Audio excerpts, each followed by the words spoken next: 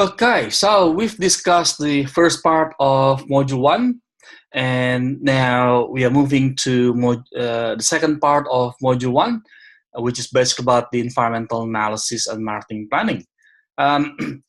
As a brief of summary, in Module 1, Part 1, we discussed about key concepts of marketing. We discussed about what marketing is all about. Please make sure that you can tell the difference between marketing and selling, and also advertising and promotion. Selling, advertising, and promotion are basically small parts of marketing. Please also differentiate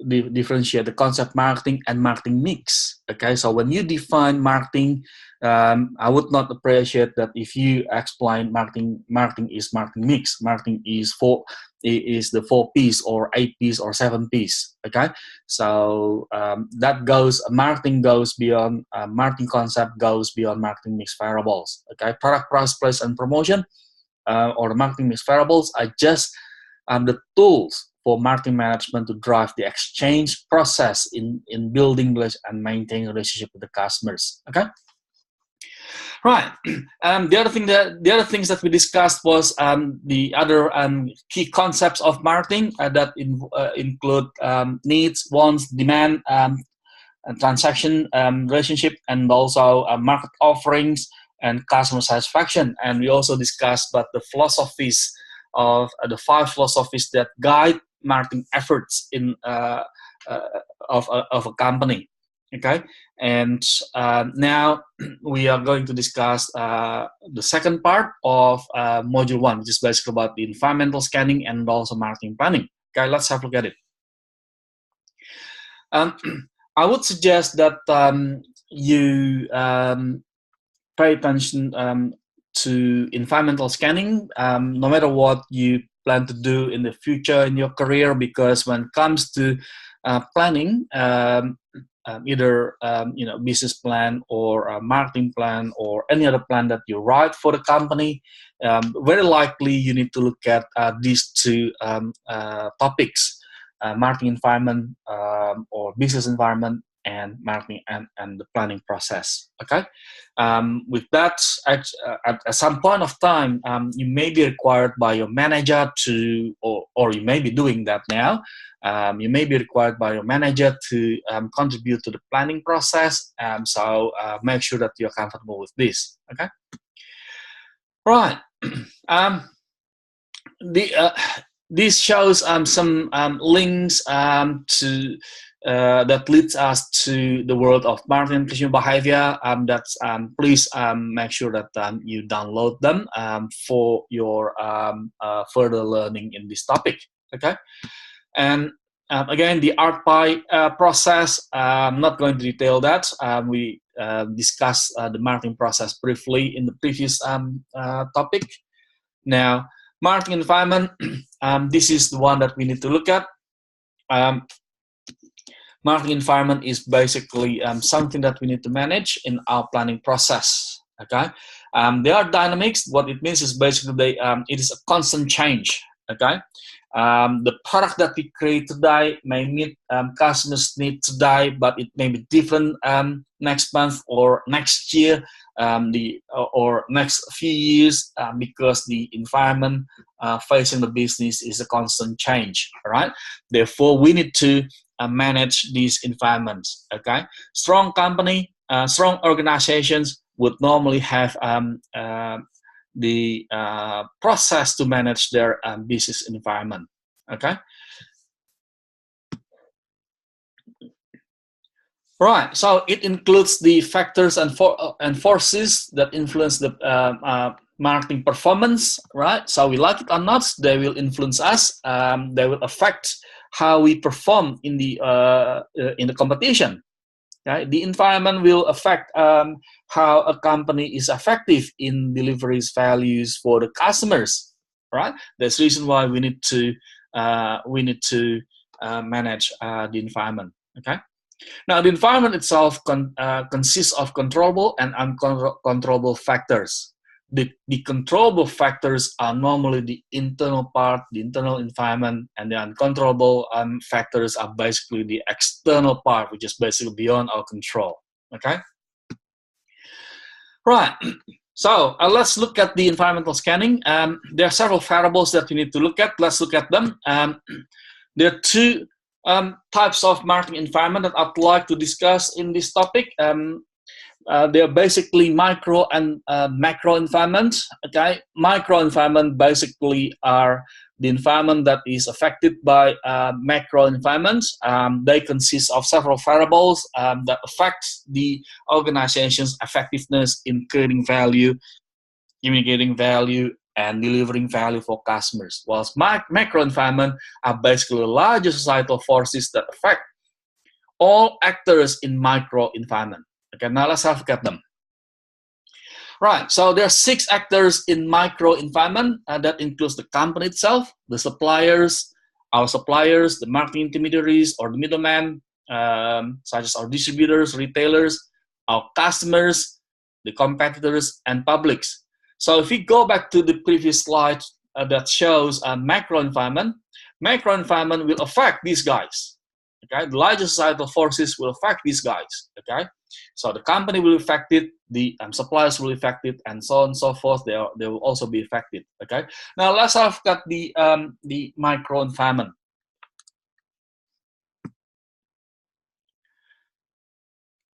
The macro environments, before we do that, the macro environment consists of 6 variables as well: demographic, economic, natural, technological, political, and cultural forces. So they are the macro environments. Okay, they are the largest societal forces that affect everybody. Okay, that affect all the micro environmental actors. All right, now let's have a look at them one by one. Again, there are 6 micro environmental actors. The first one is the company. Okay, as a company, we have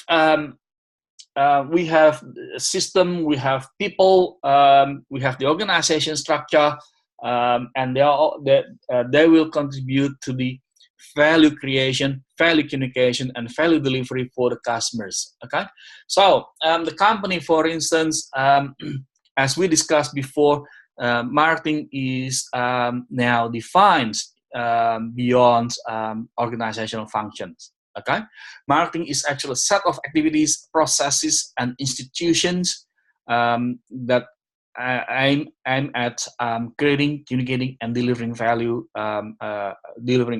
offering that has value for customers. Okay, so with that, actually, everyone in the company will contribute to the value creation, value communication, and value delivery for the customers. Okay, so therefore, we like it or not, whatever you do in the organization, you actually are involved in the value creation. Okay, you do customer service, you do sales management, you do supply chain management, you do finance, you do accounting, you do marketing, you do R&D, you do quality management. You are actually in the business of creating, communicating, and delivering value for our customers. Okay. So you can name any departments in the organization, like the ones that I just mentioned before. HR, for instance, they also contribute to the value creation by assessing the right skills of the talents of the organization to deliver the value for the customers. Okay, that's one of the functions that they do. To give you an illustration that all other departments are actually contributing to the value that we create. Okay, so it's not only about marketing and creating value for the customers, but the entire company will work hand in hand to create, communicate, and deliver value for customers. Okay, so this is basically showing you a few departments, for instance, how they create value for the customers. They help finance, for instance, helping us to manage the assets. So the asset of the organization through funding, for instance, would be effective for us to create the best value for the customers. R&D, they assist us in terms of designing product, services, and processes that meet the customers. Purchasing department help us in terms of supplying the material. So the material that we source are the best material to meet our promise for the customers. Okay, so again, these gives us a bit of idea in terms of a bit of illustration in terms of how these guys will contribute to value that we create for the customers. Okay?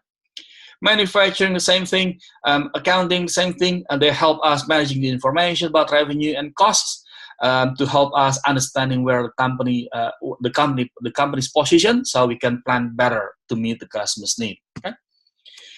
The next thing is marketing intermediaries. Some people call them as the middleman because they help us. They help us promoting, selling, and distributing our goods and services. So they include these guys here, like the distribution firms, the marketing services firms, and also financial intermediaries firms such as bank, insurance, and so on and so forth. Okay, so they help us promoting, selling, and distributing our goods and services. Okay, in other words, if you think about it, let's think about fast-moving consumer goods. We may be working with the same marketing intermediaries with our competitors. Okay, so for instance, in fast-moving consumer goods categories such as biscuit category, if you work for a biscuit company like Camel Adams, for instance, you'll be working with Woolies and Coles, and Woolies and Coles will also work with your competitors. Okay, so kind of invert with the enemies. Okay, so that's marketing intermediaries basically. Customers are the focal point in our value creation, value deliveries, and value communication. They play a central role in the exchange process because the entire exchange process are geared towards meeting the customer's need, so that the business can get value, can create value for themselves. Okay. Now, there are several types of customers: consumer market, business market, reseller, government, and international market. Okay. The consumer market are basically individual. So if the product is purchased for individual needs or family need or household need, that means we actually discuss in the domain of consumer market. Whilst business market is basically about the goods or services purchased for a company. Reseller market, organizations buy the products, the goods and services to resell at profit. They may add value to it. They may change the product a little bit. They may not change the product at all. They may adjust the service in terms of providing training, for instance, or installation services for the customers. Government market includes government agencies. Now you may be surprised that the government actually spends a lot of money. What do they buy? They buy anything, right? From food for the needy, shelters for the needy, right? Providing community housing, for instance, weapons, uniforms for the service men and service women. So they buy anything, right? To run the administration of the country. Okay. They may also buy services from the consultants. Okay, so they buy anything as mentioned before. And the last one is international market, which is basically including the international buyer. Public. Now, public is interesting. Public is actually not our customer. They are not our target market. They are basically any group that has impact on our ability to deliver, to create, communicate, and deliver value for customers that leads us to the achievement of the objective of the company. They have interest, all right? Their voice affects our effectiveness in convincing the customers, okay? They include these guys here, the financial, media, government, not-for-profit organization, and so on and so forth, okay? So, like the citizen action. So, you may recall that some product categories, some not-for-profit organization or citizen action may organize protests against consuming certain products, for instance, okay, like soft drink, for instance, okay? So that's public.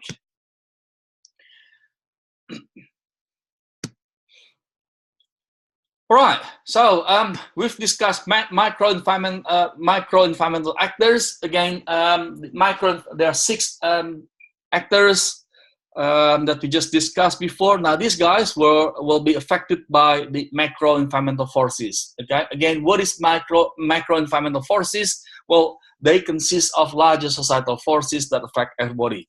Okay, everybody in here refers to micro environmental actors. Okay, so we will discuss these 6 factors or 6 forces of macro environmental elements now. Demographic, economic, natural, technological, political, and cultural. Let's have a look at them briefly. Okay, demographic environment is actually the study of human populations in terms of size, density, location, age, sex, race, and occupation. So you can also include the other elements such as income, education, for instance, and language that people speak. Okay.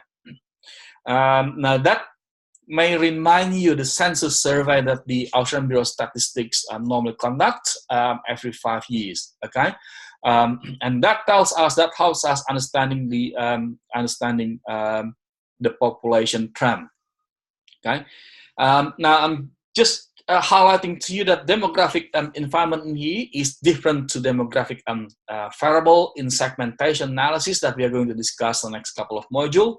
Again, the purpose of understanding demographic environment and the other macro environmental forces is to understand the changes, and more importantly is to understand the impact to our business. Okay, so in here we try to understand the population changes in Australia, for instance, in terms of size, like the growth and density, or age, sex, and race, occupation, income, education, and so on and so forth, to understand how they will affect our business. Okay, how they will affect our business. Okay? Right. So there's some key trends at the moment. You can look at here in Australia, we have changing age structure of the population. In Australia, we have what we call as the aging population, and that may affect certain product categories. Okay, the changing family, for instance, decreasing household size. In the previous generation, we have a large size of household in Australia. Now we have families would normally have 1 or maximum 2 children in the family. In the previous generation, they may have 5 or maybe more children. Okay? We also have seen that geographic shift in population. People move from New South Wales, for instance, to Gold Coast or Queensland, for instance, and so on and so forth. Okay, and we also expect a better educated and more white-collared population that has implication to marketing as well. They will become more and more demanding as a customer because they are well informed. Okay, and increasing ethnic diversity. Okay, and that will bring some implication as well to marketing in terms of increasing ethnic diversity. We need to consider how we can adjust our offering. Remember, when it comes to our discussion in the context of need and want, we try to customize our offering to meet the particular customer's need, wants, and they are influenced by the personality and the culture of the customers. You can look at products like McDonald's, for instance. They adjust their offering to certain groups. In Bankstown, for instance, we have a large Muslim population in Bankstown area, for instance. McDonald's offers halal food in that area. Okay, so there's some key stats, some facts in terms of demographics in Australian populations. You can consider that as to help you in terms of understanding Australian demographic profile. And again, geographic shift, for instance, that also brings impact to marketing as well. Okay, people move from urban to rural, rural to urban, and so on and so forth. Right, now economic environment. Economic environment determines the purchase power and purchase pattern of the customers. Okay, so specific variables and the economic environment includes the GDP, for instance, or gross domestic product, or or employment rights, unemployment rights, government spending, tax, interest rates, the one that RBA normally announces on regular basis, the inflation rates, and so on and so forth, right? So there's some key economic indicators that may affect our consumers' purchase power and spending pattern.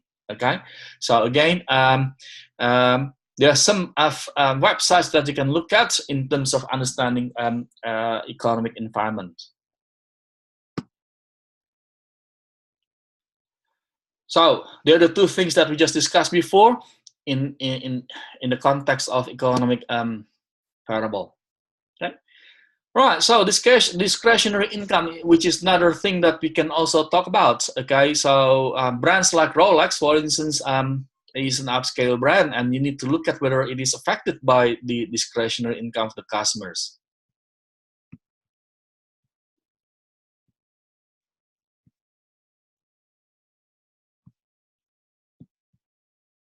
Right, the next one is natural environment. There are two issues about natural environment actually that we need to look at. The first one is natural resources that get more and more, we will have more and more shortage of natural resources.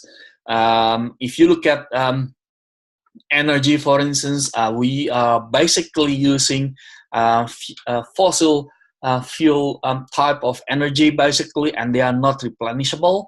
And that will drive the that will give impact in terms of business costs. Okay, and the other issue in terms of natural environment, aside from getting shortage, is basically the pollution. Okay, and there is a strong call from the society for companies to look at the pollution or environment impact of business activities more responsibly. Okay, and that drives, these two issues drive the government to consider political actions, right? Such as introducing the certain regulation. Now we'll recall that a few years ago, the Australian Labor government introduced the carbon tax at a time under Gillard's administration, and the Abbott's administration at the time repelled that that legislation. Okay, so that's an illustration in terms of natural environment affecting the other variable, in this instance political variable. Okay.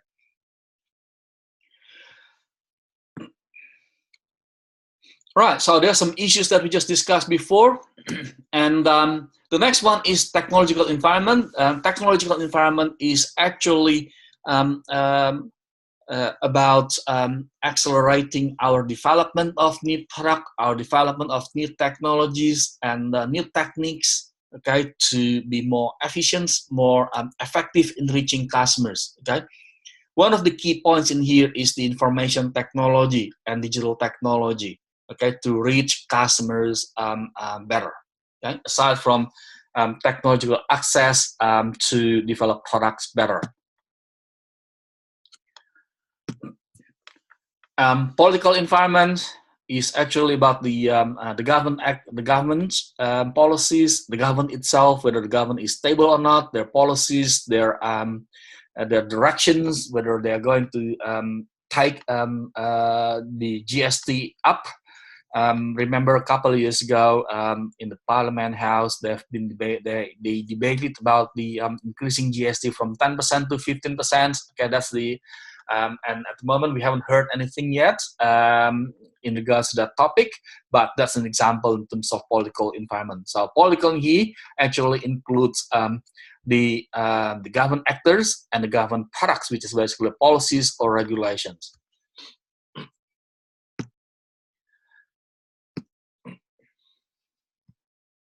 And the next one is culture environment. The culture environment is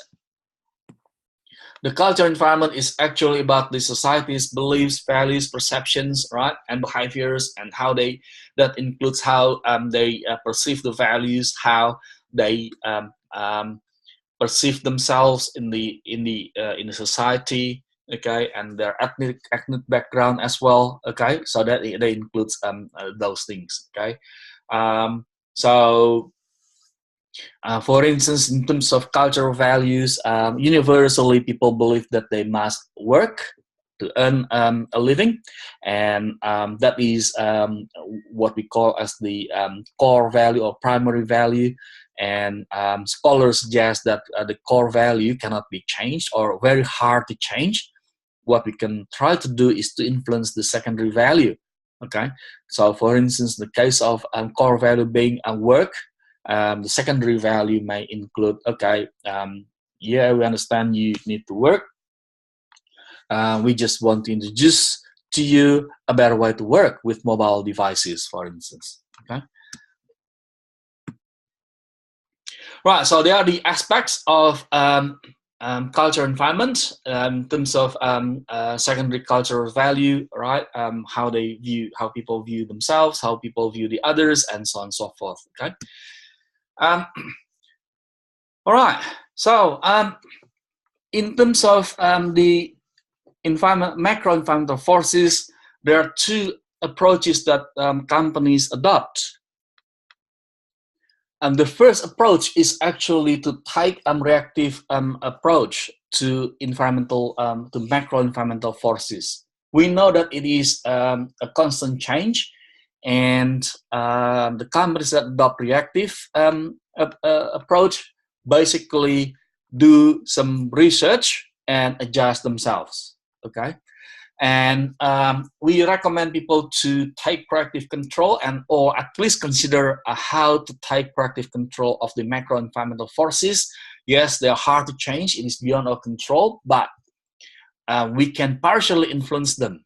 Okay, how do we do that? Well, we can influence the political parties, for instance, those the companies that adopt that principle, the proactive approach.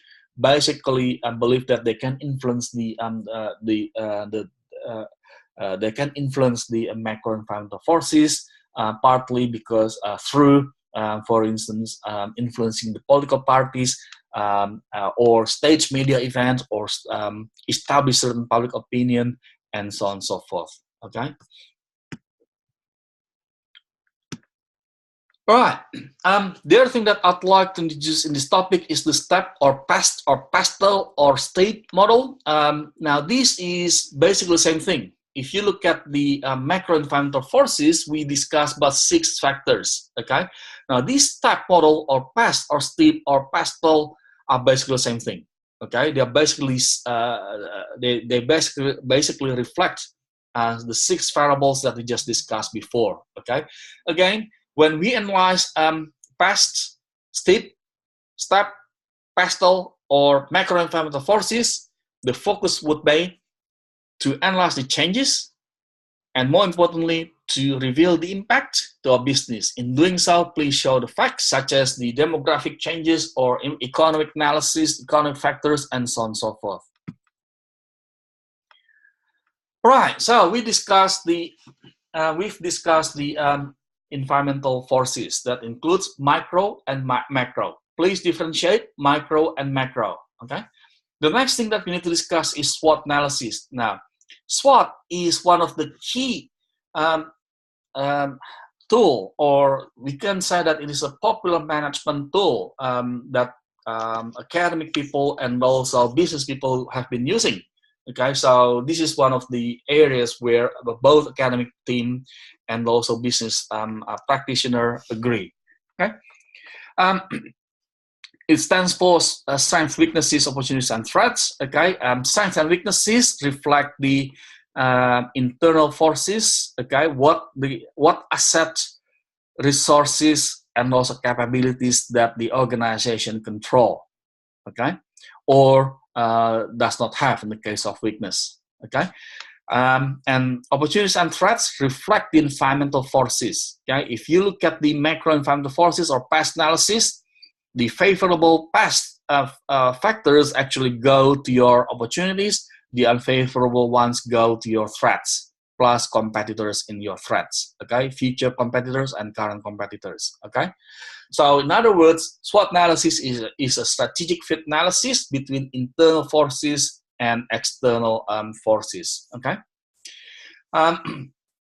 So we discussed about strengths and weaknesses are related to assets, capability, and resource. So what are they? Well, they include brand equity, such as brand awareness, brand image. They also include the reputation of the company, the experience of the company, financial resources, human resources, whether we have strong talent in the organization, business process, network, distribution network, network to customers, network to suppliers. There are some examples, or location in the case of retail marketing. There are some examples for you to look at strengths and weaknesses.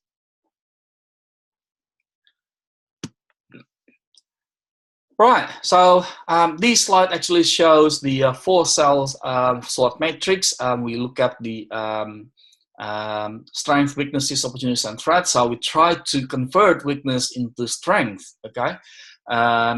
And that goes back to how much resources that you have, whether you can do it or not, okay? And that goes back to your strategic decision as a company. And we try to convert threat into opportunities by improving our strength, or because opportunity is actually showing us the gap between our capability and also the market trends, okay? And in here, we try to match the strengths and opportunities that leads us to ideas when it comes to generating innovation for the organization. All right, now the next thing is actually about the business portfolio. Part of planning analysis is to understand the business portfolio. We need to look at the current business portfolio. In here, we need to look at which product performs, which product do not perform, and what are we going to do about it? Are we going to delete it, or are we going to develop that further? So they are the key questions that we need to raise in the current business portfolio, and that leads us from strategic perspective to creating the future business portfolio. So there are the 2 steps, basically very simple. Identify the key businesses or SBUs, strategic business units in portfolio, and assess each SBU and determine how much assistance that they require. Right? And some people use BCG matrix, or Boston Consulting Group developed this matrix before, reviewing the using the 2 variables, business growth rate or market growth rate, and relative market share position to determine whether a product portfolio or business portfolio falls in star, question mark, cow, or dog category. Okay, so if you look at that, we have low, high in here and low, high in here. So star category is basically for product portfolio that has strong market share and also business growth. Okay, and the question mark is basically a question for us because we don't perform well whilst the market performs quite well. Okay, and cash cow, actually the business growth, the market growth rate is quite low, whilst we actually have a nice position in here. Whilst the last one, dog category, comes from the word underdog. Basically, is for the product category, the product portfolio that sits in the low business growth rate or low market growth rate and low market share. Okay. Now remember, the purpose of doing this analysis is to show whether to show how we can treat each portfolio, star portfolio, question mark, and so on and so forth, right? For star portfolio, companies would normally keep investing, okay? Keep investing. For question mark portfolio, we need to investigate it, whether we can bring that to star category or we delete it from our portfolio, okay? The cash cow, pretty clear. We try to capitalize it to so we can get profit to be invested to the star category. The dog category, we phase out. I use the term phase out in here. I'm not suggesting you to delete that straight away because you also need to look at the entire business portfolio, whether that will give impact to your star category or not. Because when you delete the dog category, the dog category may help us absorbing certain level of costs as well. Okay. Now, people have also been criticizing the BCG matrix because the market growth rate or business growth rate in here cannot represent the attractiveness of the industry. It is oversimplified. Okay, to determine the attractiveness of the industry, we also need to look at the competition. We also need to look at the profitability of the industry. Therefore, it is oversimplified. Now, market share in here is used. The Boston BCG, the Boston Consulting Group suggests that market share is also critical because it also reflects the profitability of the product. In other words, they argue that the products that capture high market share would normally be profitable. Well, unfortunately, it may or may not be correct. The argument that they put forward in terms of high market share brings high profitability is because high market share will normally generate high volume. With high volume, our production will be effective. Our cost will be down. That's the reason why the profitability would be quite high. But unfortunately, market share does not always reflect the profitability because sometimes the companies buy in quote-unquote market share by discounting their prices. Okay? All right. So there's some question mark, as mentioned to you before, in terms of BCG matrix. Please bear in mind. And I'm not going to discuss that in more detail. Now, this one here is used by GE. They suggest the more detailed approach. They use 3x3 matrix basically to help us understand the business portfolio. Again, the purpose of doing this is to understand the current business portfolio, where they sit. So that helps us understanding our strategic action for each portfolio. Okay. All right, so that's basically the environmental scanning, and so with this topic, the second part of Module 1, basically we learned about the